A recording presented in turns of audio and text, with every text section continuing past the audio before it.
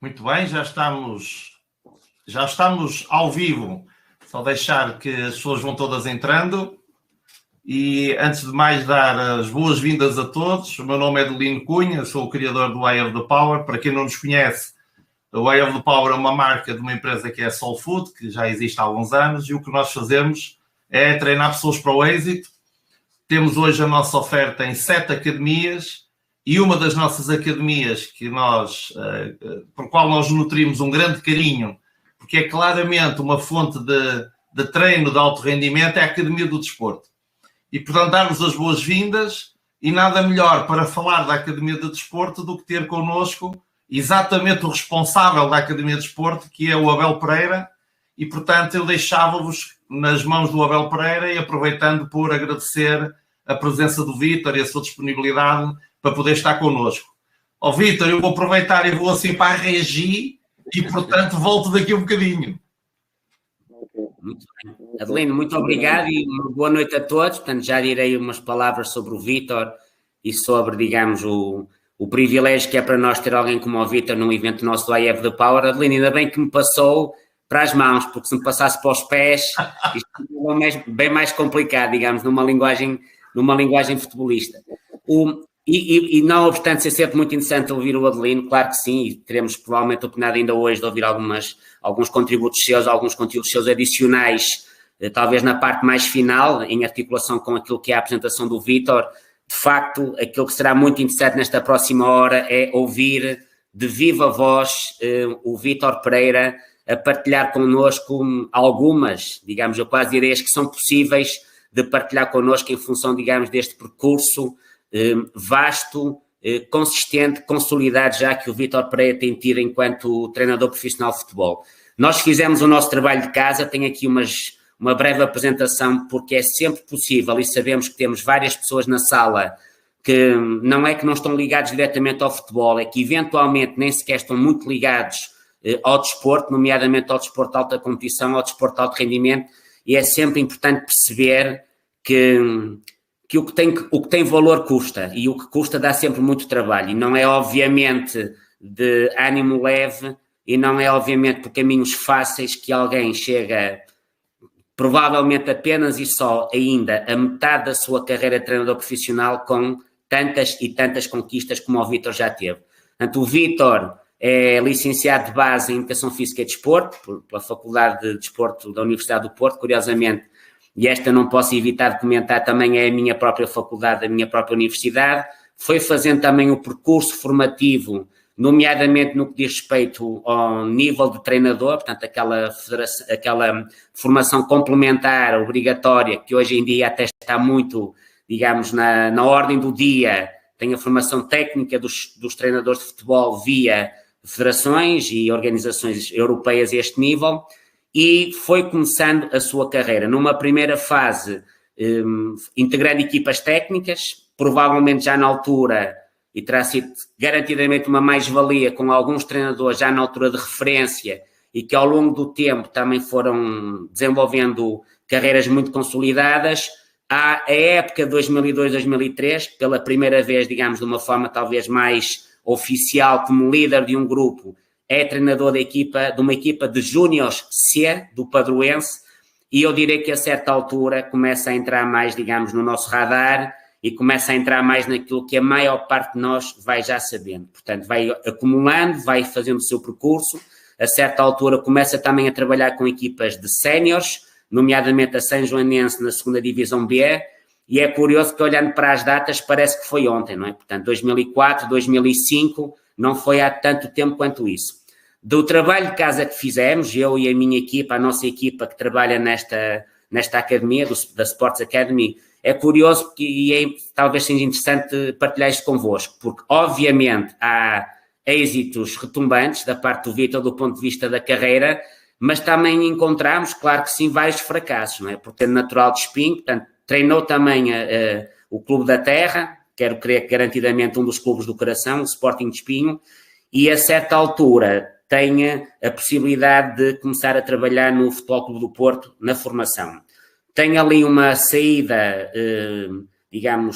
momentânea de 2 ou 3 épocas, em que trabalha no Santa Clara, com grandes trabalhos, com trabalhos sempre com muita qualidade, muito consistentes, regressa novamente ao Futebol Clube do Porto e quero crer que daí para a frente, 2010 para a frente, numa primeira fase como treinador adjunto no Porto, muito rapidamente como treinador principal, assume de facto uma carreira como treinador principal e para passar muito rapidamente para o Vítor, sim, resumidamente, alguns dos percursos e dos títulos mais representativos, nomeadamente o facto de ter sido treinador principal do Futebol Clube do Porto, no qual foi 2 vezes campeão nacional, portanto vencedor da Primeira Liga, em 2011, 2012, 2012, 2013.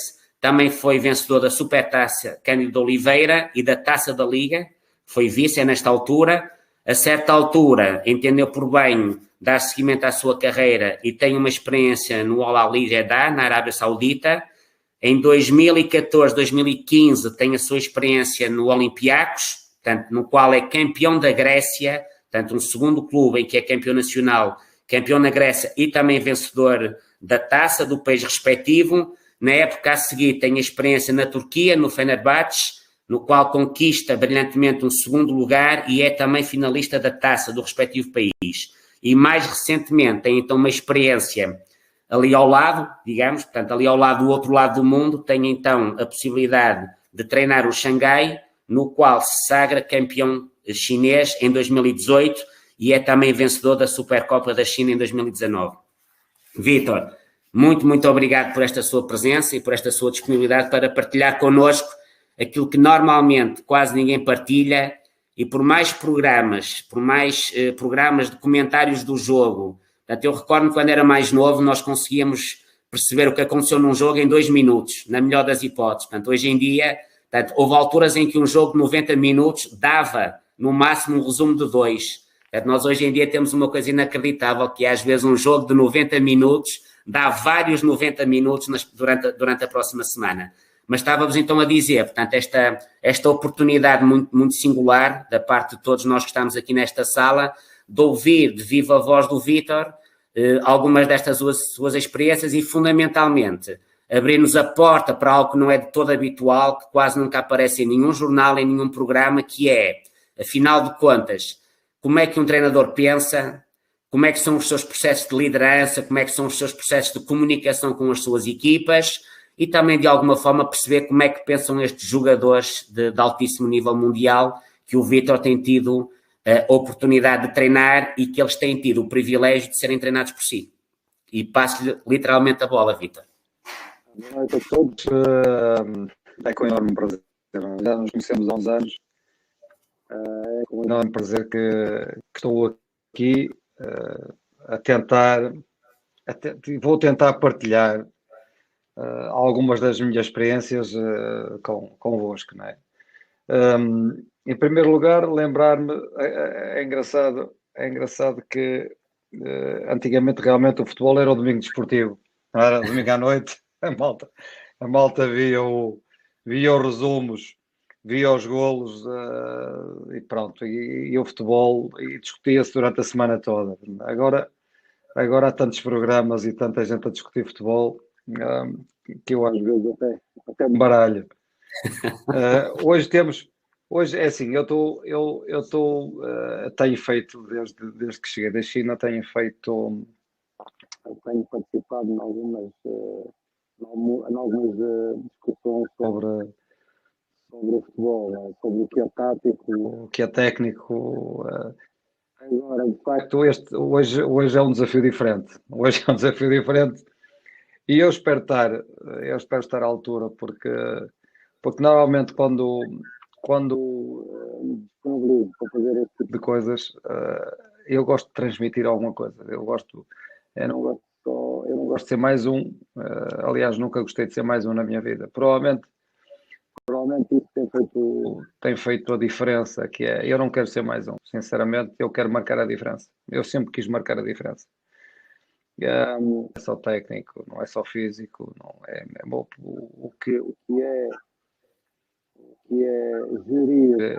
o que é gerir recursos humanos cada vez mais torna-se fundamental.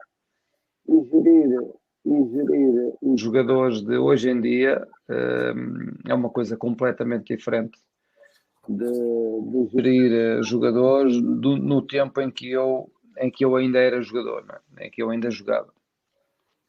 Há bocado eu esqueci, eu já tinha esquecido um bocadinho algumas coisas do meu percurso, o Abel foi buscar, deve ter ido ao baú, foi buscar algumas coisas que eu já nem me lembrava, mas ou pelo menos que a minha memória, eu tenho uma memória, a minha memória é franca, para o bem e para o mal.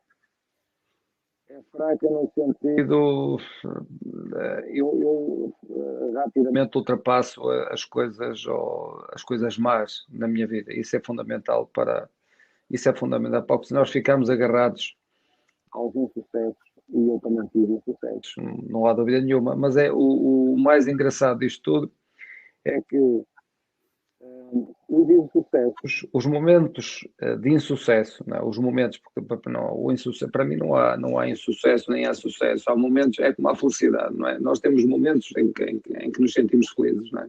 Agora, não somos, se me perguntarem, és feliz? Eu não sei se sou feliz, não é? Eu tenho momentos em que sou feliz, de facto, em que me sinto feliz. Com o sucesso é igual. Eu, de facto, tive momentos da minha vida em que me senti para mim é muito importante conquistar as coisas com mérito. Para mim, eu sempre ao longo da minha vida, nunca tive à espera que me caíssem coisas. Não é isso que eu quero. Por isso é que nunca jogo no Totoloto, nunca jogo no Euromilhões, nunca joguei na minha vida. Porque eu acho que se conseguisse dinheiro dessa forma, não me ia dar prazer nenhum. Sinceramente, podemos, mas não ia. Há muita gente que não, mas eu gosto de facto de construir a minha vida e vou continuar a construir a minha vida com base no meu trabalho e no mérito. Eu acho que esse dá muito mais gozo. Eu estava a dizer, para não me perder, que os grandes momentos que me fizeram crescer como treinador e como pessoa foram os momentos de insucesso. Porque os momentos de insucesso, os momentos de dor, os momentos de sofrimento, fizeram-me. Esses momentos é que eu não esqueci. Eu rapidamente passo à frente aqueles momentos de alegria, em busca de mais alegria, em busca de mais vitórias, em busca de mais.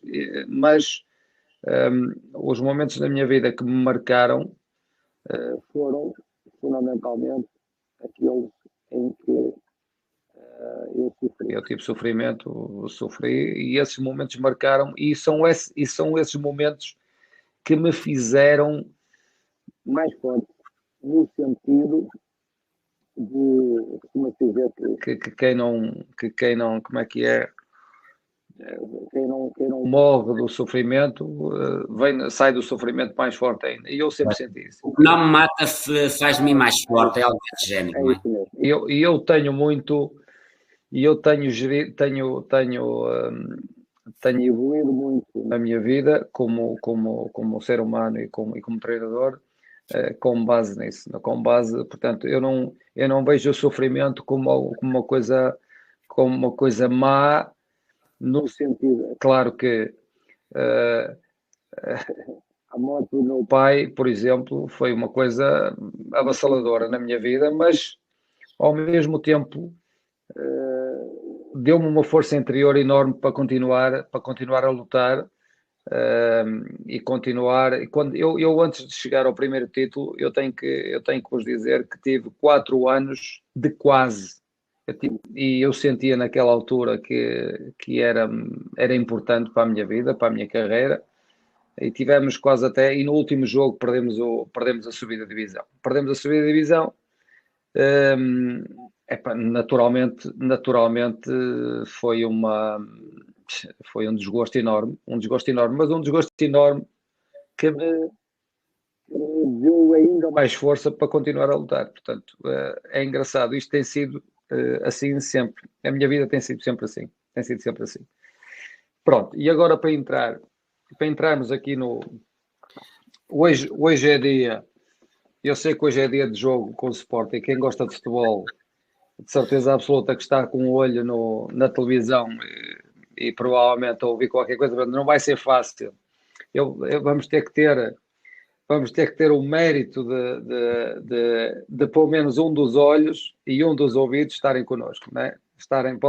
Podem não estar os dois, mas pode estar um olho e um ouvido no Sporting, no jogo do Sporting, e o outro nós vamos ter que ter o mérito de o captar. Vítor, mas se me permite, deixe-me dizer-lhe o seguinte, que é, não sei se tem que ser assim. Por exemplo, eu conheço um treinador que chegou a estar a tirar um curso com outras duas equipas a jogar, em que esse resultado desse jogo poderia fazer e fez deste treinador campeão nacional, e para grande surpresa de todos os outros, continuou no curso. E quando lhe perguntaram, mas então tu estás no curso, não estás a ver o jogo, e este treinador dizia, não, eu prefiro estar a aprender agora, e depois no final do curso, logo verei quanto é que ficou o jogo. E esse treinador é o Vítor. Portanto, para mim não é garantido que alguém não possa estar aqui apenas a ouvir o Vítor. Agora, há outra coisa, que é alguém que não está aqui de todo, ou alguém que está aqui a meio, também quer dizer, tudo quer dizer alguma coisa, e obviamente isso também quererá dizer alguma coisa. Força, Vítor. Pronto, vamos então começar a entrar. Eu tirei alguns apontamentos, né? Nós conversamos um bocadinho, e eu tenho aqui uma série de coisas por aqui fora. Muito bem. Eu aprendi muito cedo. Por exemplo, eu escrevi aqui gerir emoções. E isto aqui, eu escrevi isto de gerir emoções, porque eu senti claramente que no Santa Clara acabamos por não subir divisão. O que é que eu tentei fazer? Eu tentei a cada uma disto que apontei para aqui, não é? Destas notas que tirei, atribuir uma experiência da minha carreira. Portanto, porque para tornar isto muito mais, pronto, para tornar isto uma coisa mais real, não é? Mais real. Não estou aqui a falar de coisas, pronto, às vezes não vou falar do jogador, não vou atribuir o nome ao jogador, mas pronto, mas quero com exemplos, nesse caso, gerir emoções. No Santa Clara nós fizemos uma época, tínhamos uma equipa muito unida, em que eu senti claramente a admiração do grupo por nós, equipa técnica. Portanto, havia ali muita gente. Eu tive a possibilidade de construir um bom plantel naquela altura, porque tive tempo. Eu tive ali 4 ou 5 meses a escolher jogadores para a época seguinte, e permitiu-me analisar ao pormenor, isso é outro aspecto que podemos conversar à frente, mas analisar ao pormenor não só o jogador do ponto de vista tático e técnico, mas do ponto de vista da personalidade também. E como tive esse tempo nesse ano do Santa Clara, de facto formámos uma equipa forte, um plantel forte, muito unido, porque o facto de estarmos em São Miguel era também, vivíamos muito, a maior parte dos jogadores, ou grande parte dos jogadores, era do continente, e eram estrangeiros, portanto, e nós tínhamos possibilidade, para além do treino e do jogo, tínhamos possibilidade de conviver também, e isso era muito importante. Eu, de facto, nessa altura, eu confesso-vos que me senti, nessa altura estava a começar a aparecer como treinador, estava-me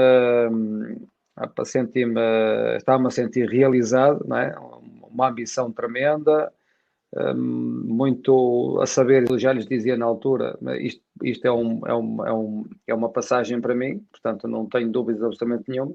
Eu estou aqui a ir ao Santa Clara, mas antes tinha passado no Espinho 2 anos em que tive que viver com a doença do meu pai, né? Com a doença do meu pai, com a morte do meu pai, e foram 2 anos muito complicados da minha vida, que me deixaram, que parece que me tiraram a vontade de continuar no futebol, mas como nós temos a capacidade de nos renovarmos, de renovarmos as nossas motivações, a nossa energia, a nossa... Pronto, eu acabei por ter ali um ano em que me estive a preparar para voltar e voltei aqui no Santa Clara. O que eu estava a dizer, no Santa Clara aconteceu-me claramente a ansiedade ou a ambição, a ansiedade, a vontade, o desejo tão grande que eu tinha de ser campeão, não é? De ganhar o primeiro título. Eu senti claramente que acabei por não gerir bem a parte, o que é emocional nos jogadores. Portanto, eu taticamente podia estar, e estava, não tenho dúvidas nenhumas que estava preparadíssimo, não tenho dúvida nenhuma, estava no pormenor, no que é tático, no que é estratégico, estava preparadíssimo. Agora, eu acho que coloquei pressão a mais nos jogadores, e isso foi uma experiência. Eu acho que a equipa caiu ali em fadiga tática. Quando eu chamo fadiga tática à fadiga do sistema nervoso central, ou seja, eu exigia tanta concentração, eu exigia tanta coisa, e ali na parte final eu não soube aliviar um bocadinho esta pressão. Não consegui aliviar esta pressão por falta provavelmente de experiência, e nós acabamos por... Tínhamos 3 jogos só para fazer uma vitória, 3 ou 4 jogos para fazer uma vitória e não conseguimos.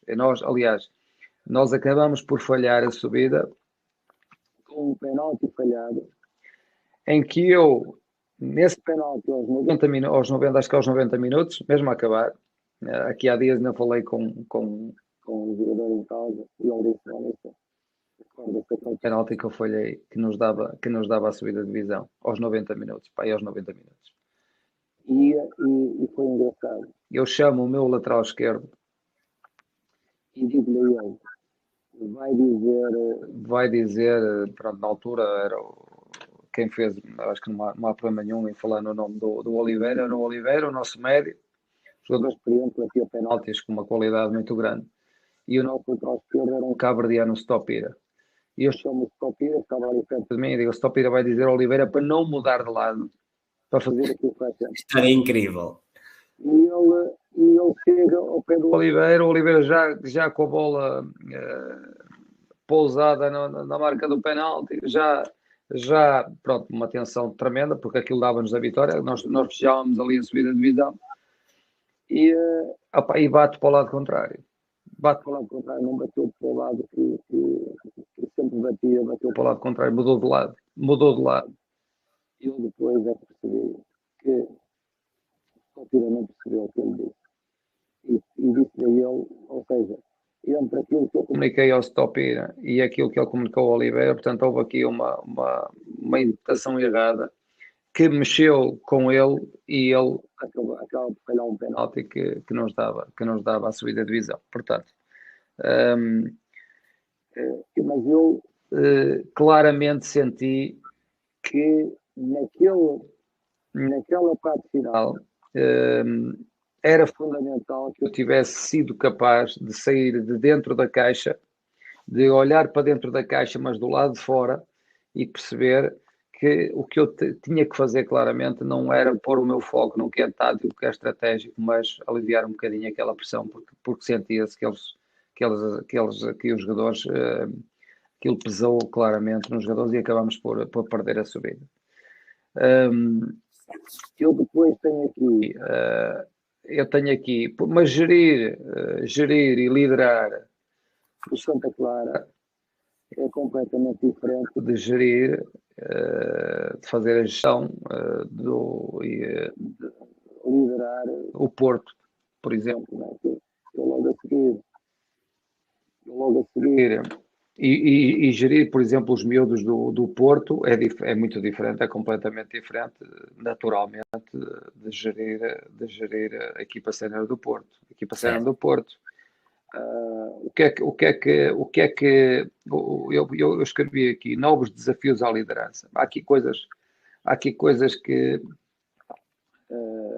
o futebol atual nos colocam e que há uns anos atrás não existiam, mas que de facto existem agora, e é importante estar consciente disto, não é? Consciente disto. Eu tenho aqui a gestão de expectativas dos jogadores, dos clubes e dos adeptos. Certo.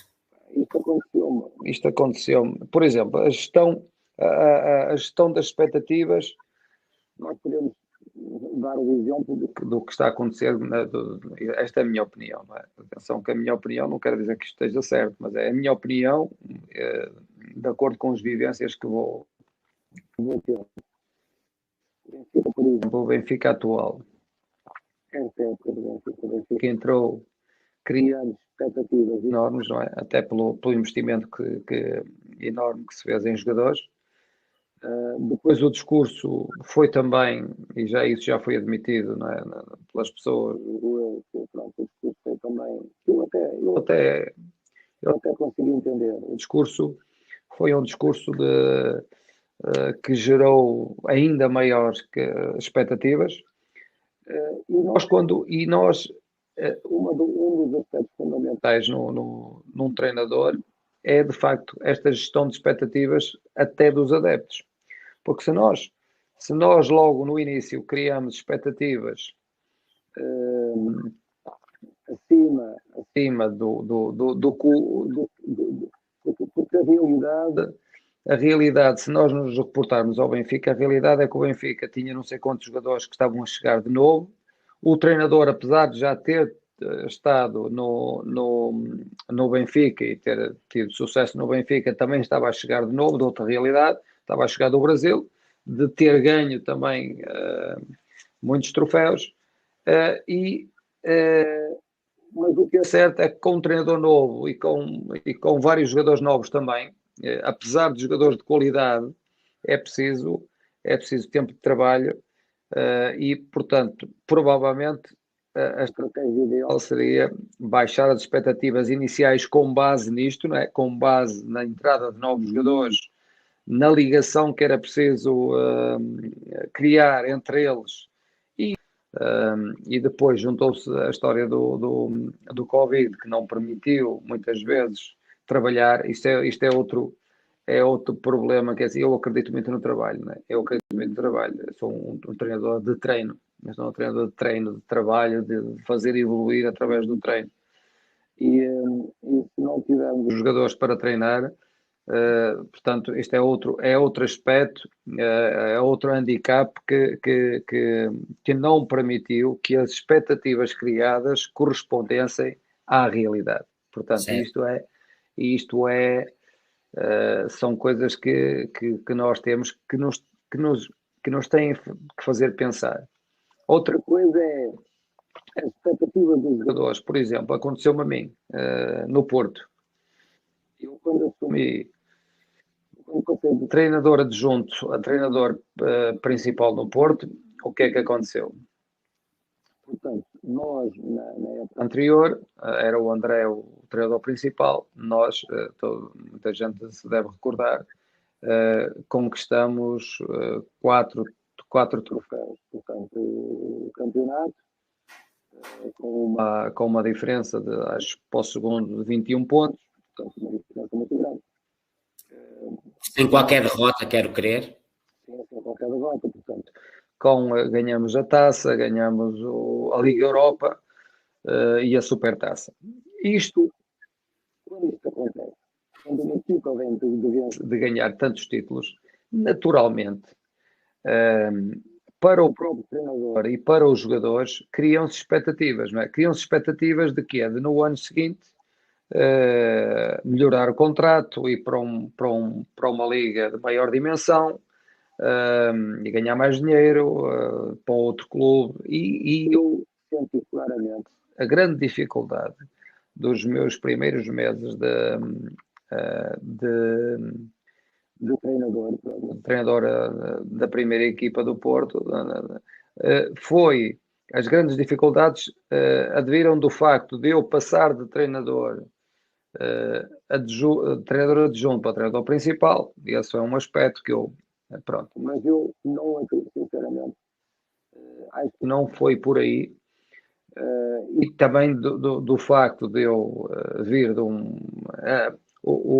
a questão é quando nós chegamos a um clube e já chegamos por cima, não é? Muitas vezes nós chegamos a um clube e já chegamos por cima, ou seja, o nível, nós já treinamos o meu percurso natural seria eu ir treinando e subindo em termos de carreira, não é? Mas o que é certo é que eu passei do Santa Clara, o treinador principal do Santa Clara, para adjunto, e no ano a seguir era treinador principal do Porto. Portanto, é natural que isto também tenha sido um fator difícil, ou seja, aqueles 4 meses não foram fáceis, não foram nada fáceis. E depois, as grandes expectativas dos jogadores, daquilo que eu já conversei, eu sentia claramente que a cabeça deles não estava, muitas vezes não estava lá. Não estava lá porque estava estava no mercado de verão, não é? Enquanto não fechou o mercado, havia ali, pronto, muitos jogadores que tinham a expectativa de sair e isto é uma guerra tremenda, não é? Enquanto o mercado não fecha. Depois ficaram à espera do mercado de janeiro, portanto, não saíram e continuaram a ter dificuldades em colocar a cabeça no que era o treino e o jogo, portanto, não. E depois, só quando o mercado de janeiro fechou, é que eu senti de facto as coisas a assentarem, as coisas a ficarem alinhadas, no sentido de, pronto, agora não conseguimos sair, agora o objetivo é ganhar o campeonato, é focarmos o mais possível no objetivo, que é ganhar o campeonato, para nos valorizarmos a todos. Valorizar, porque quando se ganhar um campeonato, valoriza-se o clube, valoriza-se os treinadores e valorizam-se os jogadores. Pronto, e só quando de facto tudo ficou alinhado é que as coisas se tornaram um bocadinho mais fáceis de gerir. Depois, outras coisas que nos aparecem-nos aqui para nos gerir os treinadores, os personal trainers. Isto era uma coisa que...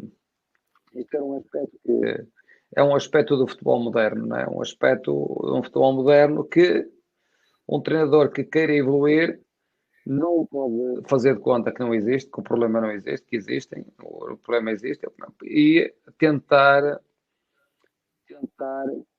ordenar o trabalho que nós tentamos fazer, porque há muitos jogadores que de facto têm e acreditam até às vezes mais neles, mais nestas pessoas que estão sistematicamente com eles e que acabam por funcionar como um psicólogo particular, mesmo que não tenham valências nessa área, mas acabam por ser o melhor amigo dos jogadores, acabam por lhes dizer aquilo que eles querem ouvir. Isto é muito... Essa ideia de que eles dizem o que eles querem ouvir. O treinador, à medida que eu fui subindo na minha carreira, eu no início estranhava um bocadinho, mas à medida que eu fui subindo, fui percebendo que à volta dos jogadores, muitas vezes, das duas zonas, ou têm uma família ou têm uma família estruturada e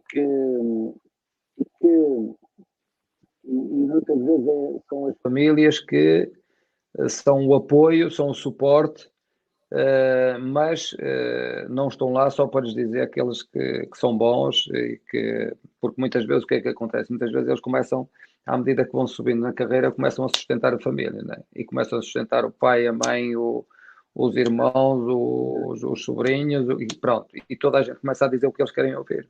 Isto é um problema real.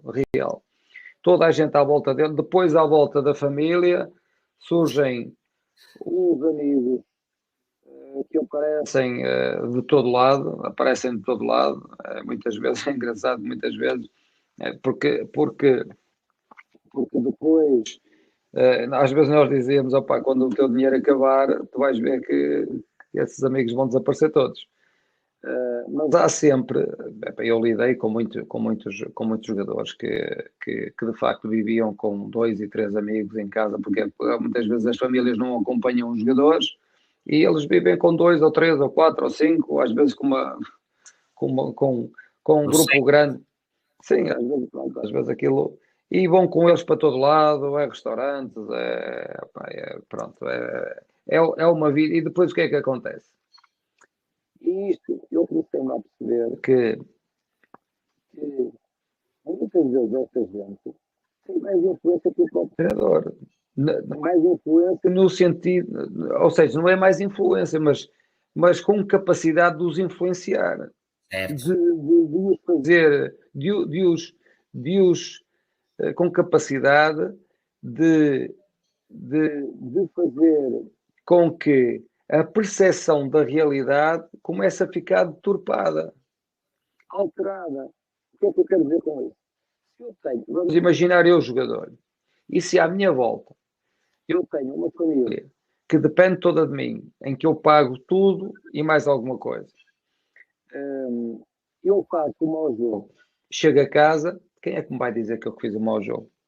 Claro. Não vão dizer que eu fiz um mau jogo, vão-me dizer a mim, opa, o treinador é que tem culpa, ou os outros é que não jogam nada, ou os outros não te fizeram o passe naquele momento, ou falhaste aquilo porque ninguém se desmarcou, ou por isto ou por aquilo. Ou seja, e isto é um discurso, e quando não são as famílias, são estes amigos. Se estes amigos que vivem à conta deles também, e que andam ali à volta deles, e vão distorcendo a sua própria visão. Ou seja, eles começam a perder a capacidade de autocrítica. Eles começam a perder a capacidade de se autoanalisarem. E isto para mim é fundamental. Porque aquilo que me tem feito andar para a frente na minha vida é esta capacidade de autocrítica, de pôr sistematicamente em causa aquilo que faço, ou seja, nunca dar como produto acabado aquilo que acabei de fazer, mesmo ganhando, porque eu ganho, mas posso não estar satisfeito e nunca, aquilo não vai satisfazer porque eu a seguir quero uma coisa maior ainda. Certo. Quando nós começamos a viver fora da realidade porque estas pessoas que gravitam à volta dos jogadores, e o que é que nós temos que fazer como treinadores? Pronto, temos que entender que, como é que eu vou resolver o problema por exemplo, eu não quero dizer, atenção, eu não quero dizer que todos os personal trainers sejam uma influência negativa, atenção, que há muitos que são, agora, que são uma realidade nova, até para os treinadores. A mim colocam problemas, e eu vou-vos dizer como. Colocam problemas porque eu tenho o meu treino definido para trabalhar, para direcionar, imaginemos, cada um dos dias é direcionado para determinada capacidade física. Mas é uma capacidade física com base naquilo que eu quero taticamente para a equipa. E o que é que acontece? Se o personal trainer não estiver coordenado comigo, depois do meu treino, vai orientar o seu trabalho para coisas que não têm nada a ver com aquilo que eu fiz naquele dia, e o que me vai acontecer, que já me aconteceram várias vezes, é que aparecem lesões e eu fico a olhar para aquilo e não percebo como é que acontecem. Portanto, provavelmente, sabendo que não há como, depois do jogador sair de casa, depois do jogador sair do treino, não há como controlá-lo, não há como controlar aquilo que ele vai fazer em casa ou no ginásio, não há como, porque não podemos andar atrás dos jogadores, não é?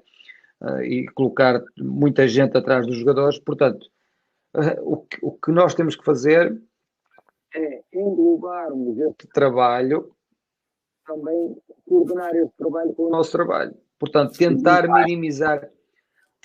minimizar efeitos colaterais. Portanto, Ok. isso é um aspecto. Eu conheço clubes de topo mundial que têm e vários jogadores trabalham com personal trainers e têm departamentos à parte no próprio clube para eles trabalharem. Ok. Antes de começarem o treino, eles já estão a trabalhar com eles. Portanto, mas isto provavelmente será o futuro. Não sei, porque não há outra forma, porque eles se acreditam tanto nisto. É quase como aqui acontece muito. Por exemplo, um jogador, vamos imaginar, um jogador que nós fazemos determinado treino e depois há aqueles que quando o treino não lhes dá, eu costumo dizer assim, eu ponho-vos à vontade, se vocês sentiram que o treino não vos deu aquilo que vocês precisam, no final podem fazer um trabalho extra. Porque para eles aquele trabalho extra é que é fundamental. Há muitos ainda assim, há muitos que ainda... E isto aqui é uma crença que não se consegue... É como a crença de... ainda hoje existe isto a torto e a direito. Se eu não fizer uma boa pré-época, eu vou ter muitas lesões. Se eu não fizer uma boa pré-época, eu nunca mais vou fazer uma boa época. Portanto, e isto ainda há muita gente, há muitos jogadores que ainda acreditam nisto. Isto é uma crença ainda para muita gente. Há muito jogador, muito jogador, que se não fizer este trabalho extra com o personal trainer, não se sente bem. E até pode, se aqui dentro, se na cabeça não se sentir bem, se ele de facto tem essa crença, isto não é fácil dar a volta. Não é nada fácil. Isso interfere claramente com o nosso trabalho. Portanto, isto é outro aspecto que é preciso, que é um desafio novo. Claro, mas, Vitor, neste caso, digamos, considera que o futuro é integrá-los no processo, entre aspas, não é? Integrá-los, não direi propriamente para ter equipas técnicas 50 profissionais, mas tem que talvez comunicar com eles, não sei se é isso que pensa. Tem que haver comunicação ou não? Tem que haver comunicação, porque senão... Tem que haver comunicação. Eles vão fazer a mesma. Vão fazer a mesma. Não há como alterar isso. Portanto, eles vão fazer a mesma. Portanto, eu acredito que eu terei que ter alguém na minha equipa técnica que esteja coordenado, ou seja, coordene este trabalho com eles. Para não vermos a vez. Ok. E provavelmente será... Eu tenho ouvido muita coisa, sinceramente. Não sou só... Isto não é só aquilo que eu tenho experienciado, é também de colegas meus que estão com o mesmo problema, claramente com o mesmo problema. Esse problema que tem que ser, se as coisas forem coordenadas, eu acredito que não vá. Vitor, na verdade pode ser mesmo uma tendência, se nós, por exemplo, observarmos como é que funciona a NBA, que é, digamos, um referencial do ponto de vista do que é a qualidade do treino de alta competição num desporto coletivo em particular, a ideia de prontidão desportiva é uma ideia de entrada, portanto, é da responsabilidade de cada atleta chegar pronto ao treino da equipa, portanto, aquelas equipas nem sequer se preocupam com esse nível, inclusive ao nível do futebol, curioso. Portanto, as equipas são sempre muito maiores do que aquelas que nós pensamos que são, não é? Não, mas eu acredito que o futebol para mim não é para mim e para muita gente, não é? O futebol é uma coisa, o ser humano é complexo e o futebol também. Agora, porque o futebol não é só, o futebol é tático, é técnico, é físico, mas é tudo ao mesmo tempo, não é físico à parte, técnico à parte, tática à parte, portanto, e é ao mesmo tempo coordenar aquela gente toda, portanto, não estamos a trabalhar individualmente, não estamos a trabalhar um atleta para se preparar para os Jogos Olímpicos, não é? Estamos a trabalhar certo. uma equipa, portanto, eu não sei se será por aí, sinceramente, tenho muitas dúvidas. Agora, que há de facto crenças, que há de facto muita gente, muito jogador que acredita piamente que isto é fundamental para eles e que nós, como pessoas inteligentes, temos que procurar controlar isto também. Isso não tem dúvidas nenhumas. Ó Vítor, se me permite, até a propósito do que já falou, portanto, é o atleta mais as suas próprias equipas, também já falou, curiosamente, da ideia da família.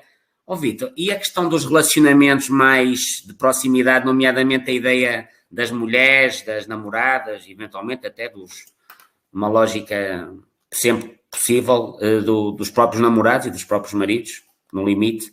Como é que funciona essa questão dos relacionamentos mais conjugais? É relevante? É muito relevante. Eu tenho ideia clara que há jogadores que fizeram carreira e sentiram-se equilibrados no seu processo porque tiveram mulheres ao lado deles que de facto foram âncoras na vida deles, não tenho dúvidas nenhuma. E não tenho dúvidas nenhuma que outros perderam-se completamente porque de facto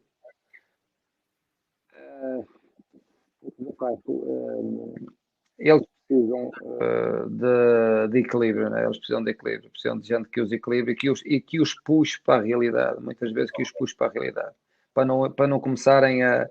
E de facto eu já vi muitas mulheres, e às vezes não são as mulheres, às vezes são os pais, até na formação. Quantos pais não criaram uma pressão tão grande sobre os miúdos com qualidades que lhes podia ter levado muito longe, mas eles acabam por desistir do futebol porque os pais não souberam gerir. E as mulheres, ao nível já de sénior e ao nível já ao nível mais alto, muitas vezes são elas que ou são indutoras de um equilíbrio ou são indutoras de desequilíbrio, não é? Okay. Eu, infelizmente, também já assisti a muita coisa dessa. Mas na prática como é que faz? Portanto, também tenta de alguma forma integrar as mulheres no processo, chega a comunicar com elas, tem alguém da organização da estrutura que tenta sensibilizar para algumas questões? Ou... Há clubes que estão estruturados, clubes onde eu já trabalhei, que estão estruturados para, do ponto de vista familiar, dar apoio e procurar que nada falte e perceber o que é que está a faltar, o que é que não está a faltar e perceber quando eles estão por algum motivo a desviarem-se para um ou outro caminho que não devem, tentar perceber. Pronto, há clubes onde eu trabalhei que de facto têm isso e é fundamental, e para mim é fundamental, sinceramente. Santíssimo. Um clube deve ser estruturado de forma a garantir que esse equilíbrio, mesmo fora do clube, aos jogadores. Para mim é fundamental. Mas o Vítor faz várias vezes referência ao conceito do equilíbrio, não é? Portanto, é uma condição fundamental. Essa ideia do tal equilíbrio.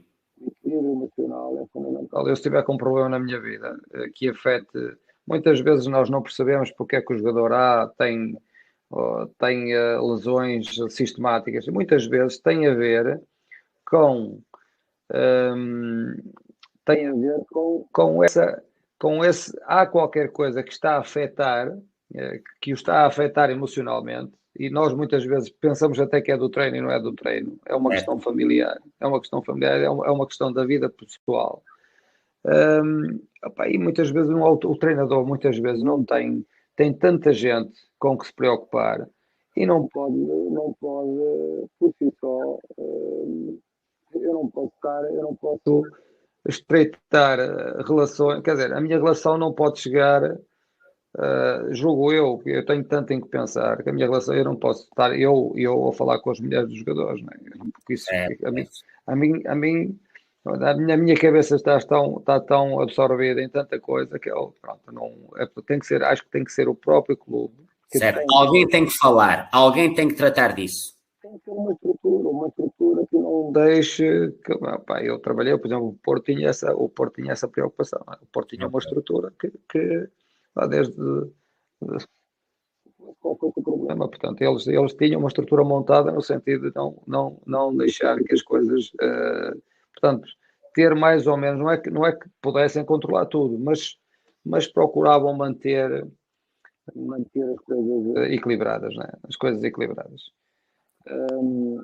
Depois, os jogadores, por exemplo, não estávamos muito habituados. Eu já treinei clubes em que uma derrota é um ambiente de certo, cortar a faca. De cortar a faca, portanto, mas esses são os clubes vencedores. É engraçado. Okay.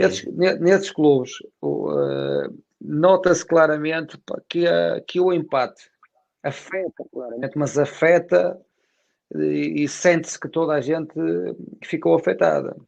Mas também já treinei outros clubes em que eu sou capaz de estar completamente destroçado e entrar no balneário e já os vejo, sei lá, os jogadores na risota, já estão nas redes sociais a controlar, porque isto é outro problema da atualidade, não é? Eu sei que ia falar disso, Vítor. As redes sociais, não é? É claro, porque para eles, a maioria desta malta, e quanto mais se vai crescendo em termos de carreira, mais se sente isto. Portanto, o significado que tem a opinião dos outros é uma coisa impressionante. O que os outros falam de mim é muito importante. E a primeira coisa, após uma derrota, é ver se eles estão a falar mal de mim. Ou então, depois de uma vitória, quando fiz um gol, é ver o que é que eles dizem de mim. Portanto, e isto aqui tem tanto peso, que a exposição é tão grande, né? Que aqui há uns anos não tínhamos isto, né? Aqui há uns anos tínhamos, como eu digo, aqui há uns anos o que é que nós tínhamos? Mesmo em termos televisivos, tínhamos o Domingo Desportivo, tínhamos aquele resumozinho, agora não, né? Agora temos tudo dissecado ao pormenor, até muito para além daquilo que seria saudável, entre aspas, não é? Saudável, portanto, isso tornou-se e depois lá está o significado que eles atribuem à opinião dos outros, é uma coisa a ver, e começaram a ver as opiniões, e depois os agentes, porque também há agentes que os equilibram e há agentes que os desequilibram. E lá está. Ser jogador hoje é também perceber, rodear-se de gente que de facto esteja para acrescentar e esteja para ajudar, não é de gente acrescentar valor, claro. Claro. E que tenha gente que saiba dizer que não, quando eles estão mal, dizer que realmente estão mal, em vez de estarem, porque senão começa a perder o valor, começa a perder a autocrítica, começa a capacidade de se autoanalisar, e isso já me aconteceu variedíssimas vezes. A minha já me aconteceu várias vezes. Fazer um vídeo individual, quando os erros são repetidos, nós temos que mostrar, e o jogador está a ver, aquilo, mas consegue olhar para aquilo e ver sempre a falha de outro jogador qualquer. E não consegue ver que a falha foi dele. Isso chega a este nível. Vítor, isso é talvez como em tantos outros contextos, nomeadamente nas nossas casas, em processos educativos, que há uma diferença muito grande entre dizer sistematicamente o que os outros querem ouvir ou dizer aos outros o que é o melhor para eles. É uma diferença muito grande. na educação dos nossos filhos, não é? Não podemos andar sempre a dizer que está bem, não é? Senão estamos enganados. Não está bem. Estamos enganados. Mas é um bocadinho, pronto. Depois eu escrevi também aqui, gerir as expectativas do treino. Mesmo isto é uma coisa que muda com o nível. Nós vamos tendo uns cortes aqui e acolá, portanto eu estava a evitar interromper o Vítor, mas há momentos em que o conseguimos ouvir perfeitamente e de vez em quando há uns cortes. Eu estava a dizer, mesmo agora está ótimo. Mesmo a gestão, eu escrevi aqui, para gerir as expectativas do treino. O que é que eu quero dizer com isto? Treinar miúdos, por exemplo, treinar a formação. Na formação é possível experimentar exercícios, parar o treino, explicar, voltar há uma série de coisas que é possível fazer à medida. Por exemplo, treinar o Santa Clara é diferente de treinar uma equipa porque quanto maior, mais competitivo, quanto maior é o nível, mais competitivo tem que ser o treino. Ou seja, os tempos de explicação, até o próprio treino difere, porque eles estão sistematicamente a avaliar o nosso treino. E se nós pensamos que podemos, quando chegamos a determinado nível, podemos estar sempre a parar o treino, estamos enganados. Porque eles não, para essa gente de um nível já elevado, o que faz sentido é competir. E nós não podemos, o treino tem que ser competitivo. Os momentos de informação têm que existir, de facto, mas não é parando sistematicamente o treino. Não é estando sistematicamente a interromper o treino, porque isto aqui mata o lado competitivo e o lado competitivo é o lado que os alimenta. Ok. Não, Vitor, e não estão apenas a avaliar, estão a avaliar e a comparar com outras experiências que já tenham tido. Sempre. E quando as coisas correm mal, isso também é uma tendência tremenda. É quando as coisas correm mal, o problema não é deles, o problema ou é do treino, ou é do treinador, ou é do clube, ou é do... Naturalmente, eu não estou a dizer que são todos assim, mas naturalmente há um bocadinho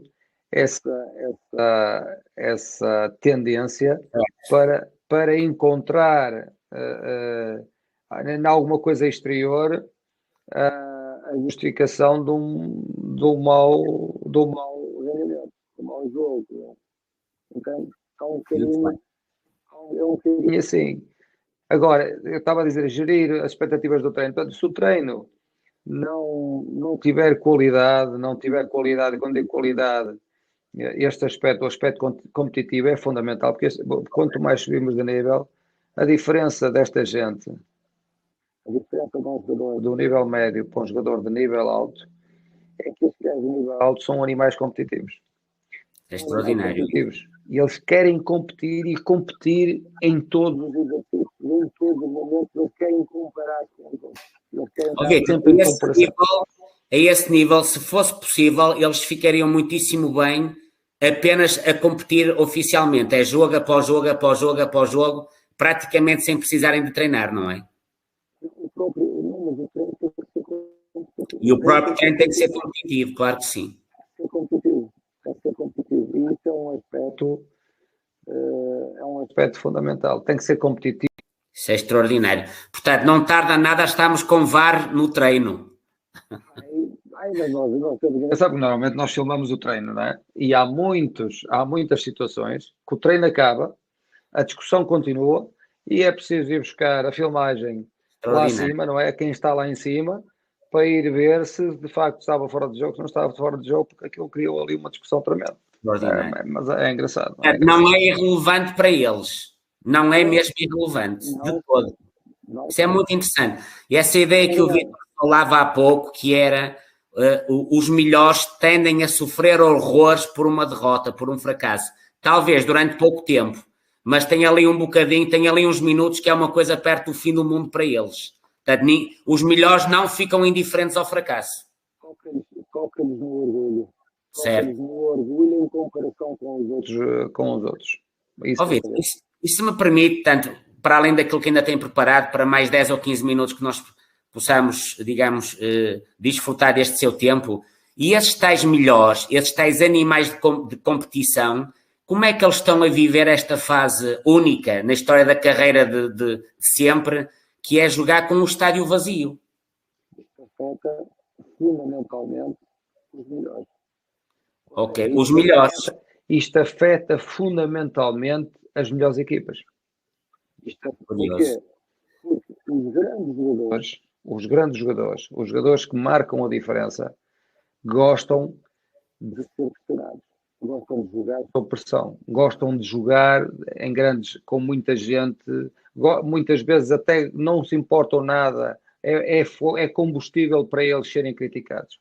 Não tenho dúvida nenhuma. Em direto, digamos, em direto, lá no bloco. Em direto e ao vivo. Portanto, isto tira-lhes emoção.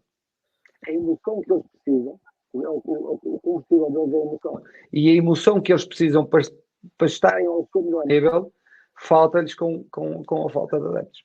Curioso. Então, o Vítor dirá que, digamos, que os melhores precisam dessa pressão para se superarem em competição. Não tenho dúvida. Vítor, uma pergunta, digamos, com cuidado, ou seja, até direi extrapolando o próprio momento da nossa liga, da nossa primeira liga em Portugal. Em condições normais, o Vítor acredita que as classificações deste ano poderiam ser diferentes na maior parte das grandes ligas? Acredito sinceramente porquê? Curioso. Acredito sinceramente porquê? Porque os clubes que são... Vamos dar um exemplo.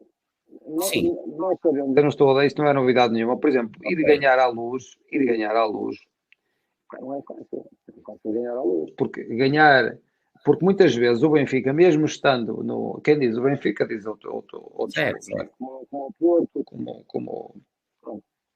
Muitas vezes é esta emoção transmitida de fora para dentro. Esta emoção que pode ser pressão também, que pode ser na forma de pressão, que os leva a transcender, que os leva a ganhar jogos, que os leva a dar mais aquele extra que é preciso dar para ganhar. E isso falta, esse combustível falta-lhes claramente. Agora, as equipas de baixo e do meio da tabela, que já jogam praticamente o ano todo sem adeptos, ou com 1.000, ou 2.000, ou 3.000, então essas não sentem, não é? Essas não sentem a pressão que sentiriam se fossem jogar costado da Luz cheio. Ok, curioso. Não, Vítor, e da mesma forma, portanto, uma dessas equipas de topo, ter um jogador mais jovem que hoje em dia pode falhar um passe inacreditável e vem para trás e a seguir a uma próxima bola, em contexto real, ter 40 ou 50 mil pessoas dos dele a comentar, portanto, é o contrário do superar, esmaga, condiciona, não é? Isso é que eu não tenho dúvidas, que o contexto que este ano o Sporting vive é um contexto facilitador do aparecimento e desenvolvimento e afirmação de grande parte dos jovens que eles lá têm. Não tenho dúvidas nenhuma. Porque estes jovens, no início, sob pressão, com os adeptos com o estádio cheio, não tenho dúvidas nenhumas que seria mais difícil. Agora, a confiança está ganha, esse processo de acreditar neles próprios já está adquirido. E isso, obviamente, claro, isso levou-os com todo o mérito, atenção, com todo o mérito do... Claro que sim. Atenção, que eu não estou aqui a desvalorizar de forma alguma o trabalho, o excelente nível de excelência do trabalho do Rubén Amorim e da estrutura do Sporting. Estou a dizer é que vou focar nos jovens, o contexto foi facilitador, não tenho dúvida nenhuma. Foi facilitador, não tenho dúvida. Funcionam ao contrário, não é? Funcionam ao contrário. Por exemplo, Eu lembro perfeitamente no ano em que tivemos ali a discutir o taco a taco, e ponto a ponto, e metro a metro, os 2 campeonatos com o Benfica.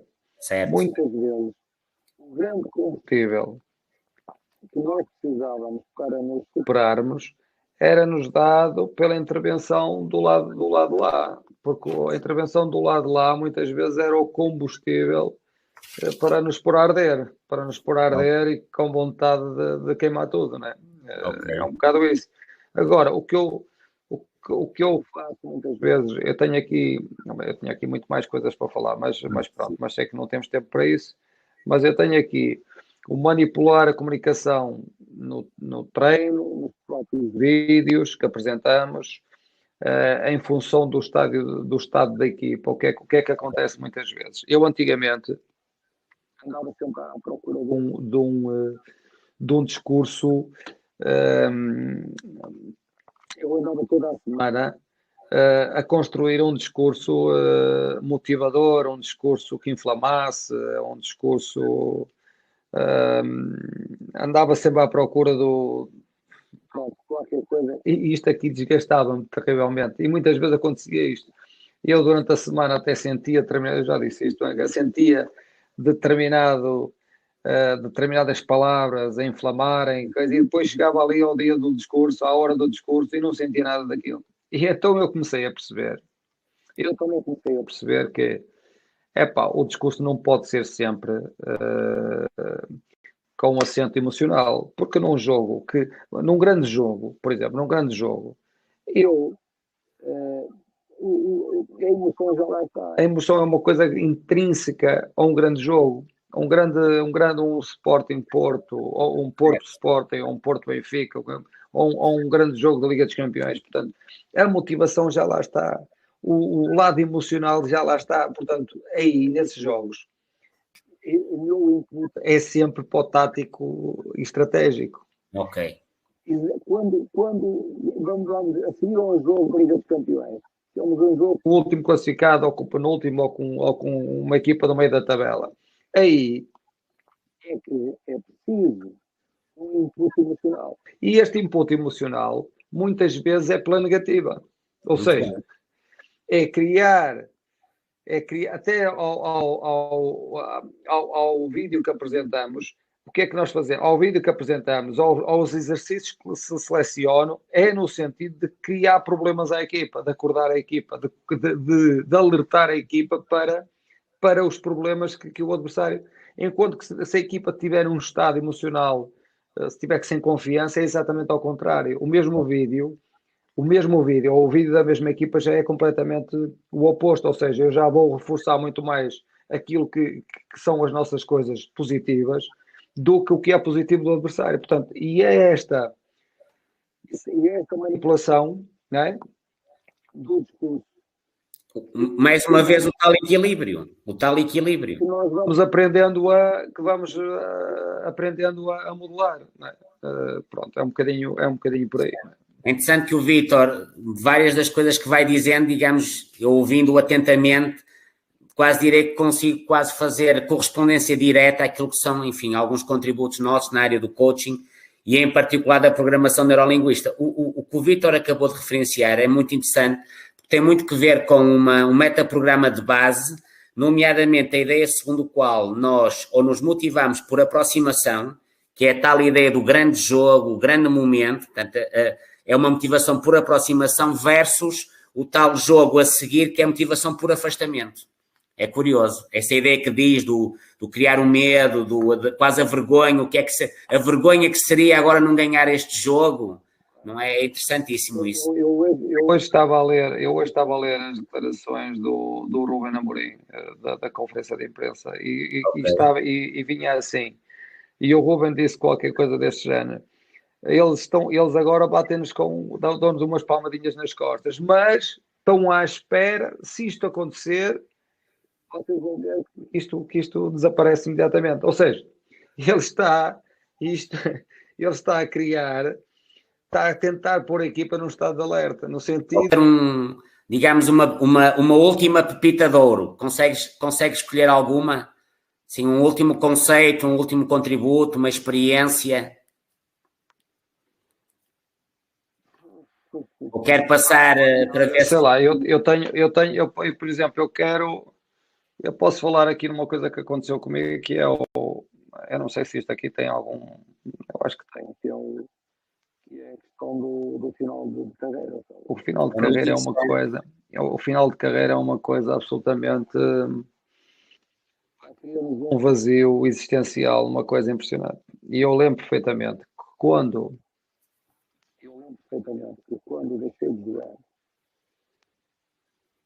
e tive ali 11 meses, eu tive ali 4 meses sem treinar, epá, eu não sei, eu sentia-me, eu acho que o meu estado é um estado, não sei, eu acho que alguém que seja, que se droga, que tome qualquer droga, provavelmente era porque eu sentia-me sistematicamente com sintomas de uma adrenalina enorme, não conseguia dormir, uma ansiedade tremenda, portanto, aquilo que eu posso dizer da minha experiência é que o que é que eu fiz? Eu nesses 4 meses preparei-me para o que vinha a seguir, preparei-me para o passo seguinte, que era ser treinador. Portanto, eu aproveitei esses 4 meses para refletir muito, para construir muita coisa, muitos exercícios, muita coisa. Mas eu imagino que é aquela pessoal que acaba a carreira e não projetou nada para o seu futuro. Ou seja, acabei a carreira e agora o que é que eu vou fazer? Isto tem que ser preparado. Isto tem que ser preparado. Porque sempre vai haver um amanhã, portanto, sempre vai haver um dia a seguir e nós sabemos a importância de trabalharmos isso. Portanto, essa ausência de propósito a certa altura é de facto absolutamente destrutiva. Muito bem. Olha, Vítor, queria de facto agradecer-lhe profundamente esta sua participação, esta sua presença. Também sei que aquele currículo que eu lhe falei brevemente no início, enfim, não tarda nada, estará desatualizado. Portanto, eu sei perfeitamente que é apenas uma questão de tempo de podermos acrescentar mais algumas linhas e que linhas àquele currículo que aí vem. Portanto, não obstante o tanto que já fez, todos nós sentimos isso. Esta é quase diria uma ideia de intuição coletiva que o melhor está mesmo por vir. Sonhar é fundamental. Viver é sonhar. Viver, okay. Para mim, eu tenho que, de facto, andar sempre atrás de um sonho. E quando dizem, não é um sonho, é um objetivo. Mas é um objetivo. Mas eu posso sonhar com um objetivo muito alto. E não tem mal nenhum. Nem que eu estabeleça objetivos intermédios. Mas eu tenho que sonhar com alguma coisa que lá no fundo, que eu veja que está no fundo e vou lá chegar. Isso para nós é mesmo música para os nossos ouvidos. Não lhe queria fazer a pergunta, mas vou fazer, quase já fiz. E acho que era uma excelente forma de fecharmos, antes de passarmos a palavra para o Adelino Cunha, para nos ajudar também a fechar e eventualmente apanhar uma pergunta ou outra apenas dos participantes. Se lhe perguntássemos, Vítor, não é o seu próximo objetivo, qual é esse tal sonho grande que ainda tem na sua mente para ir buscar, o que é que poderia dizer? Assim, alguma coisa que pudesse dizer? Eu já disse que gostaria não, que o meu objetivo, que eu tenho na minha mente é vencer, para mim, o maior torneio do mundo, que é a Liga dos Campeões. A Liga dos Campeões na Europa, não é? Na Europa. Não é? Porque isso para mim é a competição mais brilhante que existe e onde de facto para ganhar tem que ser mesmo. E eu acredito sinceramente que um dia terei possibilidade de lá estar. Lá estar e ganhar. E nós também sabemos que sim, Vítor. Vítor, um grande abraço para si e corra tudo bem. E quero crer que o Adelino estará por perto. Adelino, obrigado. Uma boa noite para todos, então. Abel, mantenha-se aqui por perto e eu queria aproveitar para, acima de tudo, para agradecer a excelente prestação que o Vítor nos trouxe, porque é sempre um gosto ouvi-lo. Eu fartei-me aqui de ir pondo algumas notas aqui no chat que fomos, entretanto, ativando para ter assim, tipo as tais pepitas de ouro que o Vítor nos habituou já na proximidade que vamos tendo com ele.